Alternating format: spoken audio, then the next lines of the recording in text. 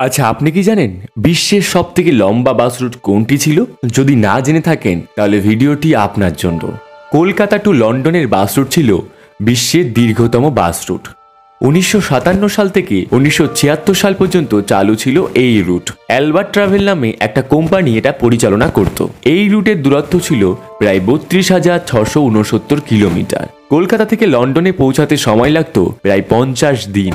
London থেকে Belgium, Yugoslavia, তুরস্ক, Iran, Afghanistan ও পাকিস্তান হয়ে কলকাতায় পৌঁছাতো। থাকা খাওয়া সহ বাসের টিকিটের মূল্য ছিল 145 পাউন্ড। এই বাসে বই পড়ার ব্যবস্থা ছিল, রেডিও ও গান শোনার ব্যবস্থাও ছিল ঘুমানোর জন্য বাংকার, খাবারের জন্য ছিল সুসজ্জিত কিচেন। যাত্রাপথে তাজমহল সহ বিভিন্ন দর্শনীয় স্থান ঘুরে দেখার জন্য বিরতি দেওয়া হতো। এছাড়াও শপিং করার জন্য ভিয়েনা, ইস্তানবুল, কাবুল ও তেহরানে বিরতি দেওয়া হতো। কেমন লাগলো আমাদের এই আজকের এই ছোট্ট ভিডিওটি? ভালো লাগলে অবশ্যই লাইক করবে, শেয়ার করবে এবং সঙ্গে সঙ্গে সদস্য হয়ে যাবে আমাদের গল্পচিত্র পরিবারের। দেখা হচ্ছে আবার পরবর্তী কোনো একটা ভিডিওতে। ততক্ষণে ভালো থাকবেন এবং ভালো রাখবেন।